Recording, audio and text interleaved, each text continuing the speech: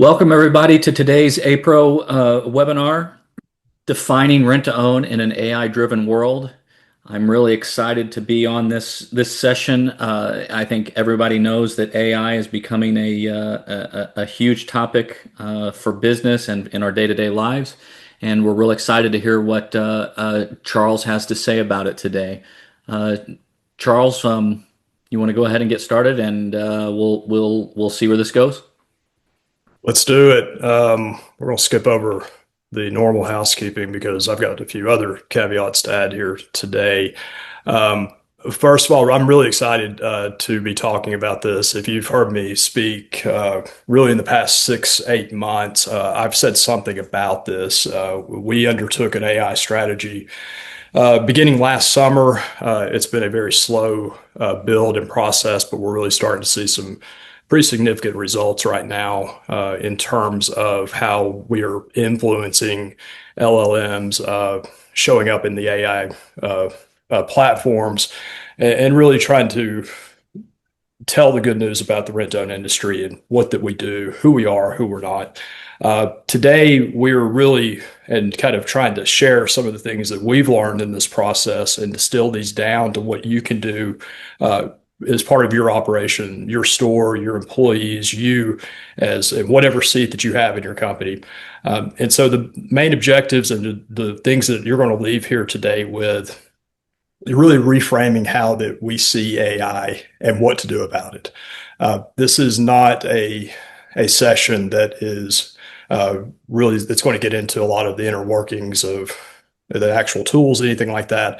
But what I'm really hoping to you walk away with is seeing everything that you are doing, everything your company does, everybody on your team is being an influencer.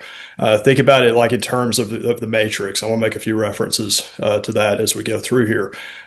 Everyone's an agent. Everyone is out there and has the ability to influence the whole system. And so if you can get that reframing, get that idea of how that your approach to everything that you do, being intentional, not bolted on, using the type of language and communicating the way that you need to communicate, how that you can influence things positively for your store, for your operation, your business.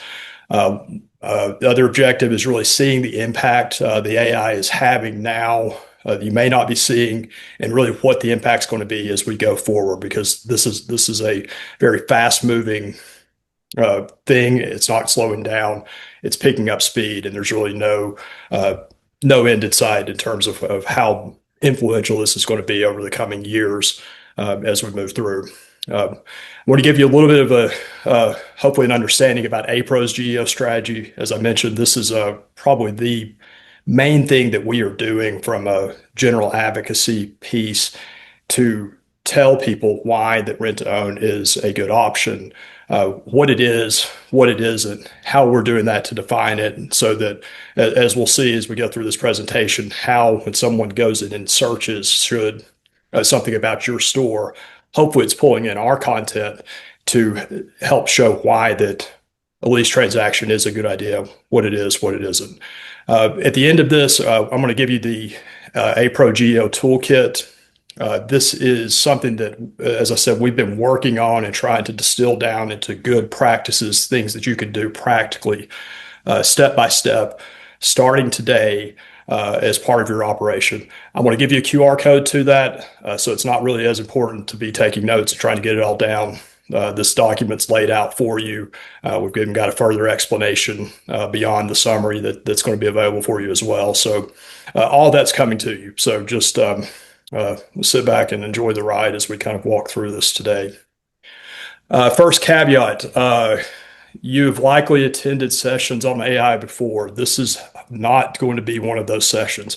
I'm not going to tell you how to use ChatGPT, how to use Claude, why this one's better than this. That's not what it's about. This is not about prompts. It's not about automation, any of those things. What this is about how to get those systems to work for you, to work for your business. So when someone else is using it, they're finding the information that you're feeding it and that we're trying to influence what that outcome and what that answer that's being searched for is going to be. Second caveat, this is happening It's happening fast. It's changing every day. I use multiple LLMs on a daily basis. One particular I really like to just I dialogue with, and I actually went into ChatGPT and I was like, I'm trying to do this webinar, trying to really conceptualize what that we're doing here and what this feels like, and trying to talk about something that's moving and changing so fast. And so we came up with the initially came up with the image on the left here with that's me upside down shooting a laser at an AI while riding the Millennium Falcon going at light speed.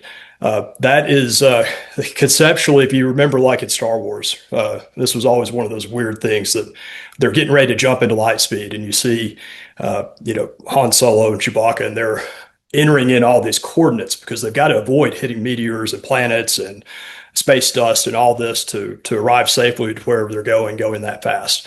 And that's about what this is, because we're moving one direction and we're trying to aim and predict where things are going to be going really soon. And that's kind of what it feels like. I went back and said, okay, well, how do I kind of describe this to what we're doing together? And I think the image on the right really gathers that. We're on a train. We're on a train that's moving really fast. We're trying to stay ahead of it. We're laying tracks to hopefully continue to get to the outcome that we're doing and aiming for. And that ultimate outcome I'll show you today is what we're trying to get to, is whenever someone goes online and they do a search and they say, I am in Topeka, Kansas, and I need a mattress. Should I rent to own one from Mike Strong's Rent to Own? And what we're trying to do is to feed it enough where it says, yes, rent to own is a great consumer option that offers the ultimate flexibility. It's a regulated transaction. It includes providing access to essential goods. Mike Strong's is highly rated. Customers love it. You should go by his store located at this address. Or better yet, we can get you a mattress right now. I think that's where this may be going in a couple of years. So that's the goal here that we're trying to get to.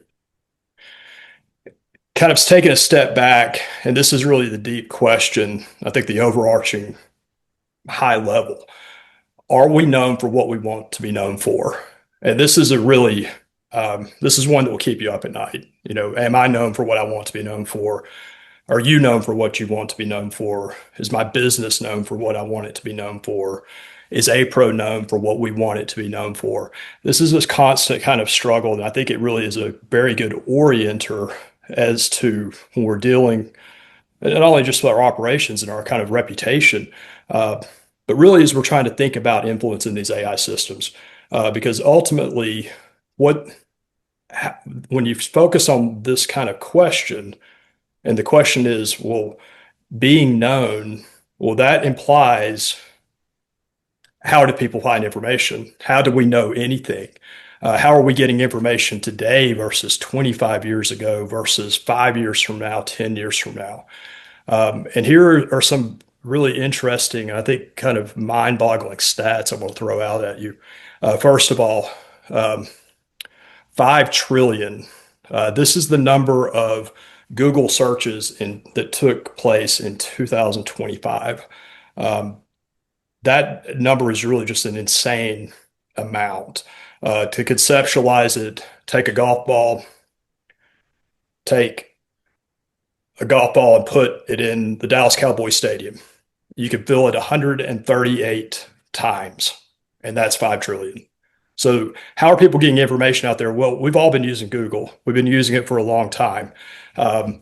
Google's been around since the late 90s. It's in this current form where you would go in, ask a question, and it would pull up a list of websites. And the game for the past, really, since its existence, is how do you get to be at the top of that list? How do you be at the top quadrant of the page? Not at the bottom, not on page 2, not on page 10. How do you do that? And that's where SEO came in and trying to optimize those keywords and getting picked up in certain ways. Google changed the game on that eventually and started charging for it. And if you looked at it about a year ago, you couldn't even get through the first page before you got to an unpaid ad or an unpaid placement. And so this is really important. It's really changing because this is where this comes in. You probably remember back, I think it was maybe May, June last year, you would go to Google, and rather than having on your page immediately seeing a link or a list of links, you started getting this AI summary. If you go into it right now, the same thing's going to happen. It's going to generate basically an answer to your question. The impact of this is it's great for us. It's great for me. I mean, I'm one of these 65% or two out of every three people that go that don't really scan through multiple pages looking for a specific link. If I get my answer there, I'm going on and moving on to something else. And that's what's happening. If you think about this, this is really just a mind-boggling statistic. Two out of every three people using Google are not clicking on a link. They're getting their answer in that AI summary. And this is not slowing down. This stat was good as of January. I think this number is closer to 70% right now. When I first made this slide for the first presentation I did on this back in September, the number was 60. So this is not slowing down. It's going to keep going. And uh, if you're doing the math on this, well, we said 5 trillion searches last year. That means 3.25 trillion based on that number, and this 65% are resulting in no clicks, which is really just a major shift and change, and it's happened very, very quickly. If you're using an LLM like ChatGPT or Claude or something like that, 93% of those questions or inquiries are resulting in no clicks. You actually even have to ask those, okay, well, tell me your sources, tell me the materials you use to get this, to actually even get a link. So I'm surprised this is actually even where it is. But that kind of tells you something. No one is using these platforms and really Google as much anymore to get to a specific website, particularly when they're asking a question. Uh, Usage of AI or these LLMs is not slowing down. This one is hard to even conceptualize too. 800 million people are using ChatGPT each week. 800 million. The population of the US is only 350.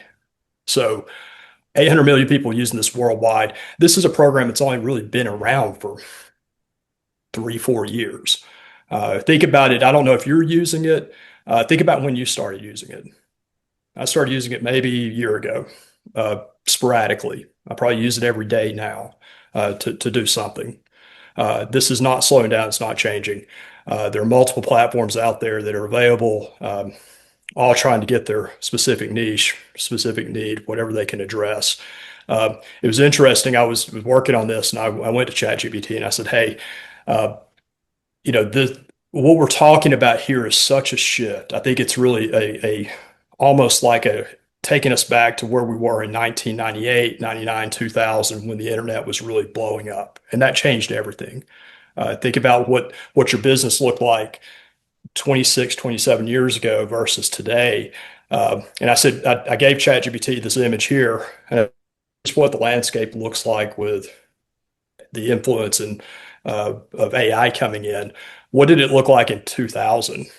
You remember this? You remember Ask Jeeves? I mean, Alta Vista, Netscape. Most of these companies aren't even around. Yahoo is probably even less relevant on this too. I don't know what Lycos is or Excite. Uh, and I was probably prime demographic at that point. and then, so it's really interesting. AOL had a search. I mean, really. So this is really, I think it's kind of interesting, but you can really see where potentially where this goes. Where some are going to continue to come in, some are going to fall away. But I want the point here I really want to make is we are today in 2026 where we were in 1999, 2000. Things are really changing. The face of business, the face of interaction with consumers, of how we get this information is changing, and it's changing really fast. And there are a lot of things we've got to keep up with. I ran just some research on consumer trends. This is, while not maybe not as directly related to us right now in the RTO industry, it will be. and it will be soon. And there's a lot of opportunity here too. You can see here that 42% of AI users shifted brands because of an AI recommendation. That's kind of wild when you think about it. I go to ChatGPT and say, "Hey, should I buy th this item from this store, or should I buy this, Nike shoes?" And it comes back and says, "Well, Nike shoes have had consumer complaints about this, and these are not really well rated because of some information pulled from Reddit or Google reviews or wherever." And 42% are changing their mind based upon what AI is telling them. And then another of those 42%, half of them are sticking with that brand, buying again. So it's a really interesting kind of shift. I think here's one that's really big, and I think this is really actually a huge opportunity that shows, hey, why it's so important to get in on this now, why we're really kind of at the front edge of this as it's moving. Only 14% of AI queries today are involving shopping, of going to ChatGPT and saying, hey, should I buy this, or where should I buy this from? The interesting thing on this, and look here, 5.6x increase over last year. So this is growing, it's moving. Of that, look, there is some, and kind of where this goes to, and this was interesting. We were talking about this before the call, and Benji was actually sharing about how he's using an API to help ChatGPT fill his Instacart for his grocery orders. How useful and cool that is. I told him, I was like, hey, well, you're in kind of minority, but you're on the front end of it. This isn't like that you're on literally the front end, because this is going to continually change. But you can see this. 86% are reluctant to do that, to use an API on an AI platform to complete a purchase. 87% are still being fairly discerning. They're wanting verified customer reviews rather than just taking ChatGPT's or Claude's word for it when it comes to buying something. So that's really important, I think, whenever we're looking at this from where we are now, where we want to be, that this is going to change. I think I read that Walmart is investing pretty heavily in a collaboration with ChatGPT, where you can actually do this API and not even have to go to the Walmart website. You can check out on ChatGPT, which is really mind-boggling when you start to think about it. Here's where I think a lot of this comes in. There's a huge generational divide on this. You can see just in general, our older boomer population has a lot more reluctance when it comes to using AI compared to our Gen Z. This doesn't even include our Gen A. I've got two Gen A's in my house, and they don't watch TV. They probably use YouTube. They teach me about ChatGPT and these AI platforms. So this is a shift. I think it's very much a generational shift when it comes to it. Just some interesting statistics to kind of see where this is going. So I was we're at APRO. We partnered with this really great company that does consulting, that's really helped us with our website, helped us with our strategies, both on in communications, called Acela, and they put on a webinar that I got to join back a couple months ago, entitled this, "The Future of Search is Answers, Not Questions." And so what do I mean by that? Well, let's look at it. Here are some screenshots I did. I'm not going to try to do a live demo here because I'm sure I'll mess it up. But go on to Google right now. This is what you would see. You type in, what is RTO? Well, take a look. Where do we fit on any of these suggested short tail answers? And we're not there. So you say, okay, well, I'm being unfair to Google. I'm using the acronym. Let's spell it out. Let's see if it gets any better. Well, homes, cars, house, financing. It's a no word. Furniture. Okay, finally, we're on there. So, all right, that's it. That is, we're finally on there, kind of.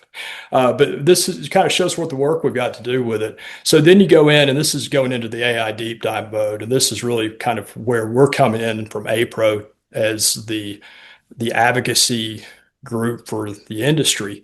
You go in and ask, okay, is rent to own a good option for a consumer for household items? Here we go. It is very expensive and it's not recommended. Well, why? Well, you get into all of this stuff, and where is it coming from? Where is this feeding from? This is feeding from old talking points. You can see here on the second one, high implied interest. This is an FTC study done in 2000. It's 2000. This thing's still being thrown around, and some of these negative points on it. You will see, and what you're seeing from us right now, I hope you're seeing it. You saw the book release that just came out. You've seen the blog that we're doing. You're seeing tons and tons of articles. I think Amberly ran a stat for me today that showed we're doing an average of about 8.5 newsletter articles every week compared to about 4 to 5 this time last year. We are trying to populate these answers to where that we have some source information that's coming from a verified, authoritative source at APRO about why it is a good consumer option, why that these points are all misleading, and what the truth is about it. So that you're seeing a lot of this. This is the strategy behind what a lot of this is coming in and what we're doing. I ran this same presentation or similar one back in a meeting of the minds, and I had Mike Tissett from Rent to Own in, and I told him, hey, I'm going to pick on you a bit just to kind of show you in the live demo. So type in, I challenge all of you to do this. You can do it right now. You can do it after it. Go in and type in, uh, ask Google about your company, ask ChatGPT about your company, see what it says. And the more important thing is you could see, all right, I asked about rent to own, and then I asked, well, are they a good company to rent from? Because that's kind of the question that a consumer would ask. Are they a good company? Should I rent from them? Should I buy from them? You can see this one came up pretty well. Rent to own does an excellent job. They've got an A+ rating on Better Business Bureau. Customers' experiences are generally pretty good. But what I want you to do is look over here on the right. And you can see, and this Google does this, it's going to pull its sources. Where is it drawing from? Well, top one's coming in from Yelp. You got Better Business Bureau. You got Rent-To-Own's website, which is where we're going and what I'm going to get to pretty soon, because this is where you can help influence and help control it. You can click here and show all, and you're going to get a lot more. You can see here, I did click over here. So where are some they're coming in? Well, Better Business Bureau is a big one. You've got here looks like a newspaper or a news organization that ran a negative ad on that. Then you've also got some Glassdoor, which is that's not a great one because the people that go to Glassdoor usually aren't people they're going in to talk good about you. So going back, okay, should I lease from them? Well, it says generally not recommended if your goal is long-term ownership. It does go through a number of these things.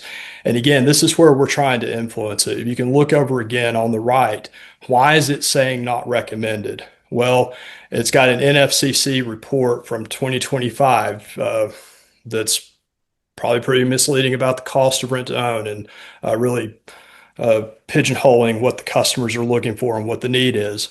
You've got a Take Charge America website, another consumer group.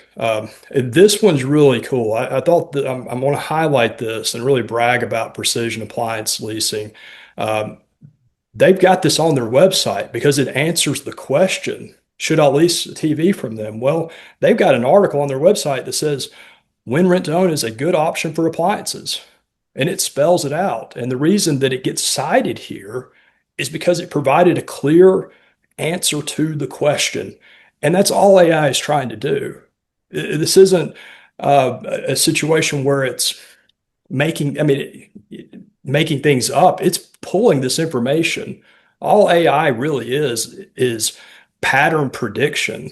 And it's going out, it's got an immense capacity for recognizing and looking at patterns and predicting what the next digit, word, letter that's going to come after it. And when we're providing that pattern and we're repeating that pattern over and over again, it gets picked up. And so Precision Appliance Leasing put this in there. And this is why that got picked up. Again, that's kind of a lot of what we're trying to do at APRO and some of the things I'm going to give you some pointers on as we're going through this. So I'm going to highlight this. Do you remember Just do it. This was the ad campaign launched around 1988. At that point, Nike was an $877 million company. Within 10 years of this campaign, they grew to almost $10 billion in revenue. Just over 10 years, they grew $1 billion a year in revenue from that campaign, recognized as the most historic, most impactful historic campaign in history. It was done by a company. What was the most impactful and significant campaign done by an association or a particular trade association? Well, it was the Got Milk. Got Milk was launched actually by the California Milk Processor Board. Um, they put a lot of money in this. They hired celebrities. They ran Super Bowl ads. They had billboards. They had TV spots. We're not going to do that. We don't need to do that because that's not the way that this medium is working today. Uh, so a little bit about what we're doing in terms of that. AI is looking for signs that a business is real, that it's active, that it's trustworthy, and it's easy to understand. I put this in Got RTO. It's more of a code word that we're using of the project. We got RTO. You're not going to see it out there aside from this AI generated image that I did here, because slogans aren't what's influencing AI. You can go back and look at these things. Rentone's got some great slogans, but what comes up? Friendly, kind, helpful. Um, that's what we want to have repeated and replicated in these AI answers. AI repeats what it sees. And this goes back to what I was saying. It's pattern recognition on this massive, immense scale.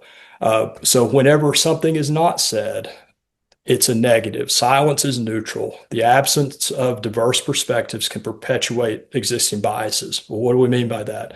That means that if we're not there to tell the other side of the story, to say, no, this calculation of the expense is wrong. It's monolithic. It's small thinking. It's not really recognizing the true value of having something today, of having something that's serviceable, that's having something that's delivered and will be picked up. That is all these things that really go into that calculation, not that little small sliver of the decision. That's what we're trying to do. Repetition becomes reality. So what AI is exposed to, it learns, it amplifies, it shapes perceptions. That's what this GEO Toolkit is about. It's about getting in this scene from The Matrix. If you remember it, this is just probably the greatest scene in there. Neo goes in and they hook him up to this thing and they plug him in and they start uploading all this information to him. And it's just, minute after minute of all these files, of all these different like fighting styles and things that go into it. And, within a couple of seconds, he knows Kung Fu, he knows Jujitsu, he knows karate, he knows all these things because it's being uploaded to him. That's what we're trying to do. We're trying to upload it into the system. And how do we do that? Well, here's the cornerstone, I think, of really our entire effort. If we can get these things repeated over and over again, these will appear in those answers. We call these the four core truths because they are the truth. This is rent to own is a lease. It's not credit. This is the thing that we continuously get misunderstood for on an industry level. Rent to own is about flexibility and it's determinable at will. When life comes up, you've got the option to return it at any point. You've got the option to buy it out and exercise the early purchase option, which most of our customers do. Did you see anything about early purchase option in any of those queries that we ran? No, because we're not writing enough about this. We're not sharing enough about that actual aspect of it, how this transaction is actually used. We provide access to essential goods, appliances, tires, electronics, household items. These things that are key towards living a life or being able to have a good night's sleep, have perishable food that's going to keep in a refrigerator, all of these things.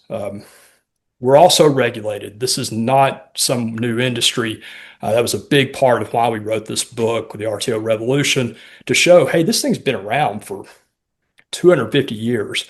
I said this recently, and someone challenged me on it. They said, "No, actually, it's biblical. It goes back to like the non usury uh, beliefs and laws and back in 2,000 years ago, 3,000 years ago."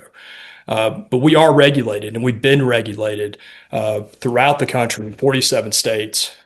We have clear, transparent standards, consumer protections that are built in, pricing disclosures. Everything is in there, and we get mischaracterized for this a lot. And what you don't want to have happen is these things coming back in when someone's asking, "Should I do business with your store?" And it said, "Well," and there's some information out there that's not true about any of these things. That's why we've identified these things. That's why we're trying to encourage everyone to repeat them over and over again so they do get picked up and become part of that answer, part of that conversation.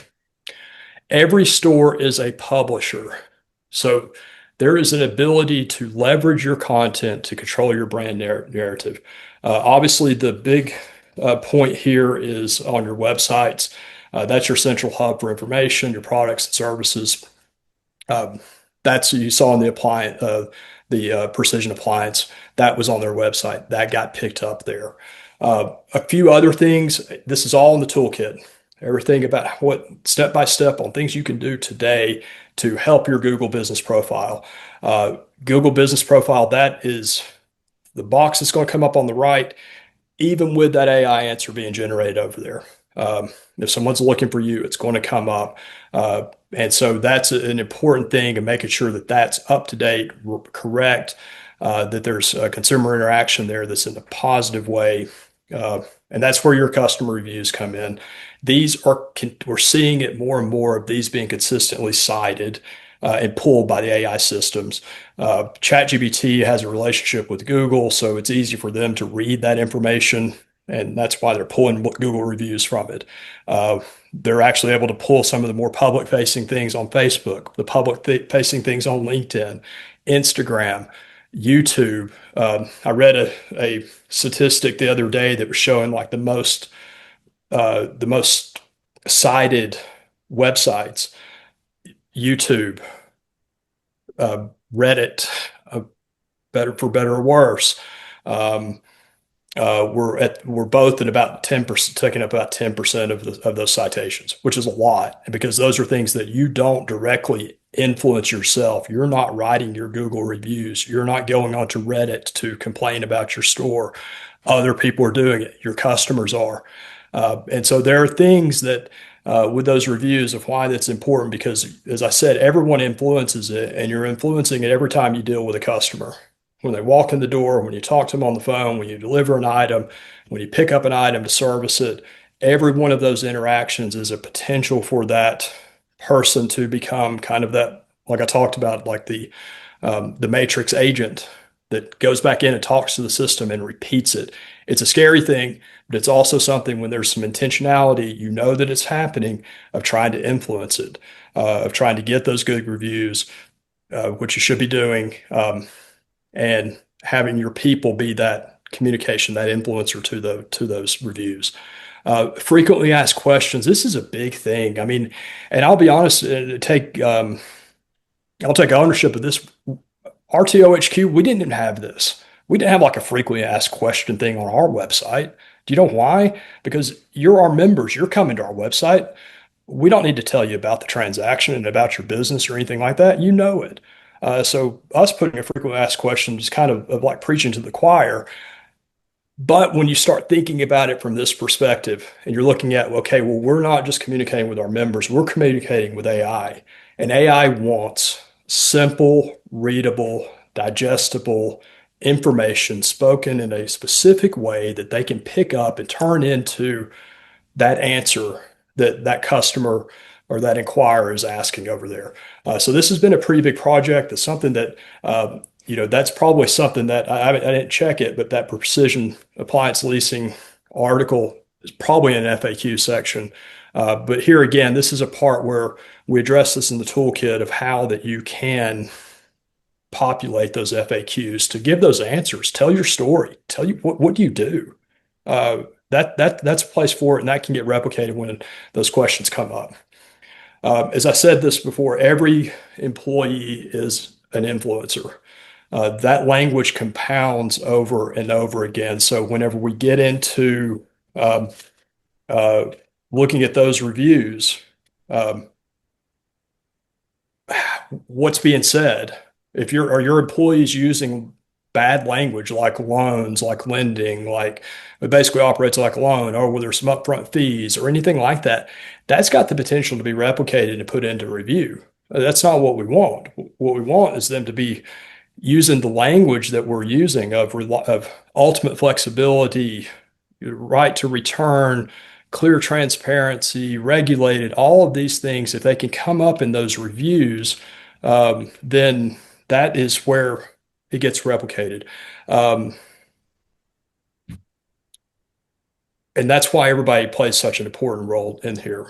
Um, I'd say this too. There may come a point, and it's very soon, that if you're not being cited, if you're not being picked up in these summaries, then your existence is continuing to be threatened. Like I said, with this click-through rate, being number one is no longer guarantees that visibility of having that top site. Whenever two out of every three people, and that's becoming more and more every day, are not clicking through, we've got to think about how we influence those answers.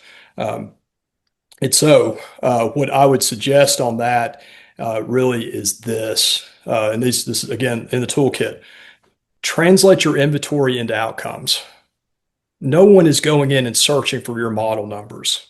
Talk about what you do, like with your frequently asked questions. The great thing about this industry is that you're there, you're problem solvers. People come in with problems. Well, I need a mattress. I need a good night's sleep. I need a way to get my clothes clean. I need a way to watch the Super Bowl this weekend. I need a way to get to work, and I don't have good tires. All those things go into it. Of you're providing outcomes. You're providing a use much more so than this Samsung 5872 ZLE, whatever TV. You're providing something that gets, whenever it's used, when it becomes useful. So talk about outcomes. We do this on the advocacy side. There's a great story, and this happened last year. I think it was Larry Carrico was in a meeting, and he does a very good job of explaining use value. He was sitting with an aide, and the aide said, "Well, tell me about rent to own. What do y'all do?" And Larry said, "Well, we provide cold milk." And you can imagine there was this, 23-year-old fresh out of school looked at him really funny. He was like, "What do you mean you provide cold milk?" "Well, we provide refrigerators that keep milk cold and keep it from spoiling.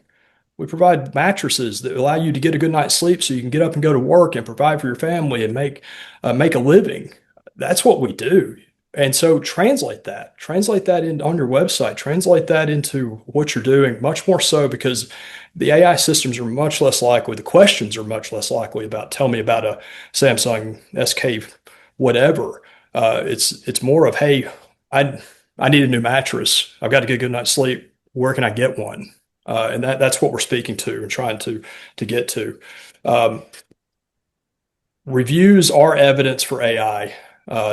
And again, this goes kind of that pattern recognition. You could see here's a fake review for nothing that I did here, but you can see, like, using these terms whenever they get put in there: flexible, helpful, delivery, service. When I needed to return, it was handled quickly. All these things get picked up. Um, there's a We address all this in the toolkit. Recency is important. The more recent ones are going to get picked up compared to the ones that were done 5 years ago. Linguistic patterns, that's important for these natural language production models, and how that they're forming and looking at the opinions, and then looking at subtle meanings, which is where a lot of the intelligence comes in. And they're looking for authenticity. I mean, if you go in and start populating your own, you don't need to do that. It comes across, and they can tell from fake and manipulated content. So, but whenever you've got these words that you're repeating to your customers, hey, this is a wonderful, it's a flexible option. We're here to be helpful. We're going to deliver this for you fast. We're known for our top-notch service. those things, if they can get repeated in these reviews, that's where is really going to help. Um, Big things, and there. This is all in the toolkit, but this is a routine. It's a process. We are teaching these LLMs and influencing them. That then goes into what, and we provide this in there of testing it. Go in there, and I do this today. Do this right after we finish up here. Go in and just start playing around with your company. See what ChatGPT is saying about it. See what the Google AI summary is saying about it. Talk to it, dialogue with it, and ask those questions like I did, because that you're going to see what's influencing it. Uh, Hopefully, you're going to see some APRO RTOHQ.org pieces that are helping on the transaction side to help describe it. That's what we're really trying to do and really trying to push. I've got very high confidence in what we're doing, that you're going to start seeing that more and more over the coming months as we continue to populate that. But it helps whenever it's citing from your website too.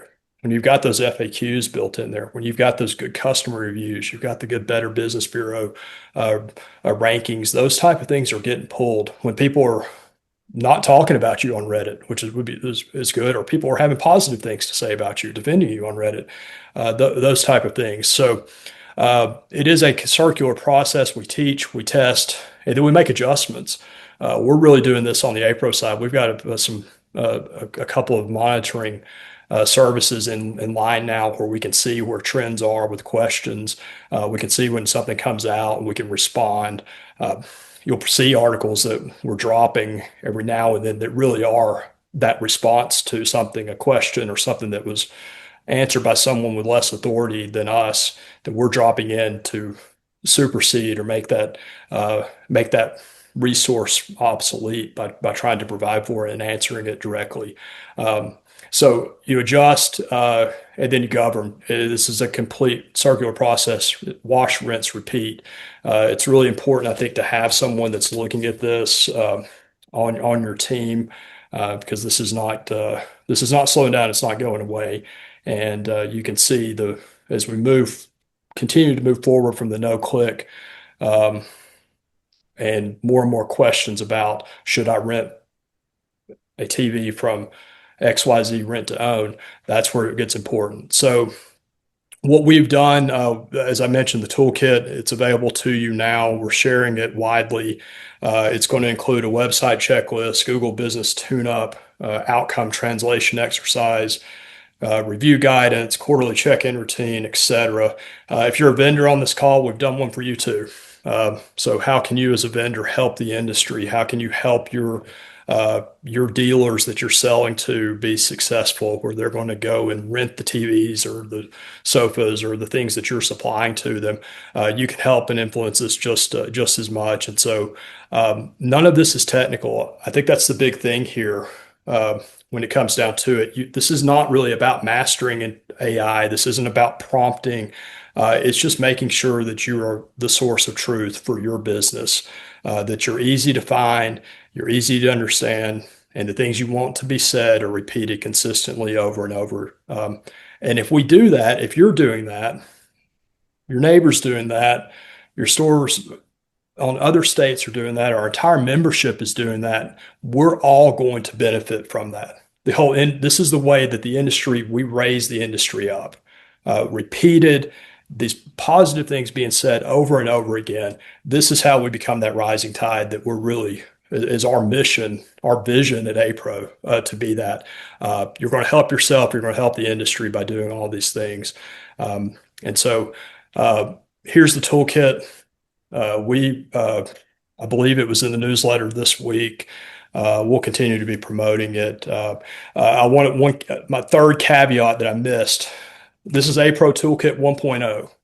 I fully expect that there will be a 2.0 and a 3.0 and a 15.0, because this stuff is changing.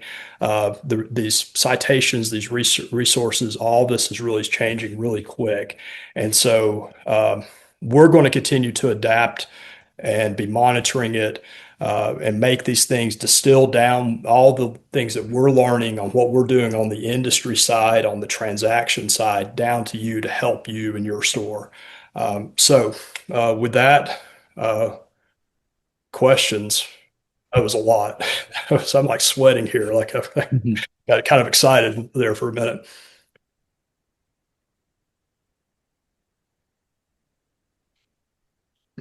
Well, Charles, while we wait for maybe somebody to pop in with a question, maybe in chat, I want to ask you a couple of things. This is very exciting, a very exciting topic because it is. I think you sort of illustrated we are on the very front of it. It's like being, I remember when I got my first modem. There was, and was able to get on the internet, right? And we're kind of on the front of that. You mentioned the importance of having every employee be an influencer in some way, shape, or form. I wonder about. I mean, this toolkit seems to be something that would be great to share with everyone in our company. I wonder if you think it's important that everybody beats the same drum regarding, like for example, the four critical key things that you identified, or do you think it's more of everybody getting out there and talking about what rent to own is in their own way and letting everything sort of filter to the top? Yeah, so I think it's a combination of both. I think there are the four core troops that we've laid out are very important to repeat, and I think they Okay. kind of encapsulate a lot of that. And there are a lot of variations that we can go off of that. That, but what AI is really looking for is clarity, repeatable, and really easily digestible. It's kind of a, I think we've had to rethink our entire comm strategy around this of like, okay, we've got a core group that we're talking to, our membership, the things we're sharing about that, but then we're really talking to AI as well, so it will get replicated and repeated. So I think that there are kind of two levels to that. One of, yeah, these are important, these four core truths being repeated. Two, just knowing that the importance of everybody in your organization as being an influencer, whether they know it, whether they like it, whether you like it, every consumer interaction can become a review or it can become a Reddit discussion. And that's why those things are so important and they're important to monitor as well so we can react and uh, update content on the website, change our comm strategy. I think I would answer that too, that one, this is not really about producing a lot more content. It is for us on the APRO side because we're trying to define a lot of things, but in terms of like on the dealership level, company level, it's just about saying things a different or right way. And that's kind of what the toolkit is really translating it. Here's the AI speak, a way to approach this. So Mm. That's really interesting and helpful, and leads me to the other question that I had in my mind, which was, I know, and just you and I talking, about this topic, the importance that of you know figuring out how AI sources certain things, which is one of the reasons why you wrote the book that you all just released. Um, Obviously not all of us are going to become a best-selling author on Amazon. What do you feel like are the key? I mean, you mentioned Google reviews; those are obviously terribly important. But is it all things? Is it so? Is it important for those of us that don't operate a channel on YouTube to do that versus, I don't know, something on Instagram? What would you say about the importance and maybe the hierarchy of some of those things? I would say that the from the top level down, the most important thing is getting consistent language. Okay. Make sure your people are not saying words like finance or credit or fees or anything that could kind of then lead into a review that would confuse it. Because that's really the work is trying to clear up confusion. I don't think that like I said, I don't know this is really about so much more about more content. Hmm. FAQs on your website are important. Um, we're doing a lot of the work on the defining and explaining and data that we're hoping is going to distill down to you whenever, like I said, there's hopefully a convergence that happens when someone goes in and says, "Should I rent a mattress from Mike Strong's Rent to Own in uh, Wichita, Kansas?" That's that convergence of it. So The answer is yes. yes, and that's what we want to say. Rent to Own is a great consumer option, and Mike Strong's is a great place to do business. That's and we've got that little bit on the screen to get that answer in there to do that. And so um, uh, that and so I think Ryan put in a good comment here on the chat. Take this toolkit, put it into the instruction set inside of ChatGPT, and that will help frame responses back to you in line with those four core truths. So that's a good way to get to help frame your messaging if you're trying to figure out a way to do that. I don't know that I would say we're there yet of saying, hey, you need to go out and do an Instagram, you need to get on TikTok and do all that Sure. cool stuff. I mean, but as I said, we reserve the right to get smarter. There will be a 1.1 and a 1.2 coming out, and but That's this is a excellent. good start. I think if you can get this process down, because it really is a lot of testing, looking, and then trying to figure out where the holes are, trying to fill in and address some of those things. So Excellent. Well, do we want to wait for a few more questions, or do we want to where I see we have posted here where we can get the toolkit. I'm sure if we do have a few more questions, somebody could certainly email you all at APRO, yeah, and we could kind of take it from there if we do have more questions. Would that work? yeah, absolutely. I could talk about this for hours. So I feel think it's a free. very, very, very important thing for all of us to work on. So I'm sure a lot of folks are going to be taking you up on that. Yeah. All right. Well, I really appreciate your time today, Charles. This is really informative. And of course, you did a great job as always. Do you want to plug the book a little bit more before we go on to the housekeeping? Yeah, if you've not read the top new release in the commerce and economic policy section of Amazon, then here's a QR code. They'll take you right there to go get one. Um, uh, so yeah, this look, I think this it's a cornerstone and big piece of this whole project. It's important. It tells our history, it preserves it, but it also is about setting up these answers and hopefully influencing what we've all talked about today. My co-author Ryan Crass. We did I think, a very thorough 400-page thorough job of it. So I encourage you to pick it up. Uh, the blog over here, this is really breaking down a lot of that in for AI, but it breaks down a lot of it in very digestible things. Cool thing about AI is it's looking for the same things that we're looking for: stories and clear, digestible um, clarity, so to speak. So those are two big resources that are available for you. Excellent. Excellent. Well, okay. I guess, well, we should, but before we go here, just some little housekeeping stuff. I think we have the legislative conference coming up here soon. And I see we have a couple of LEAP sessions coming up. No More Ice Cream Sandwiches is next, and that's the 14th of April. That'll be right before we all go out to DC for LegCon on the 15th. So there's a lot of great stuff coming up that everybody will want to get on their calendar. So make sure you tune in for that. All right. Okay. Thanks, everybody. Charles, thanks again for spending your time with us, and appreciate everybody attending. And everybody have a nice afternoon. Thanks, everybody. Thanks, Michael. Yep.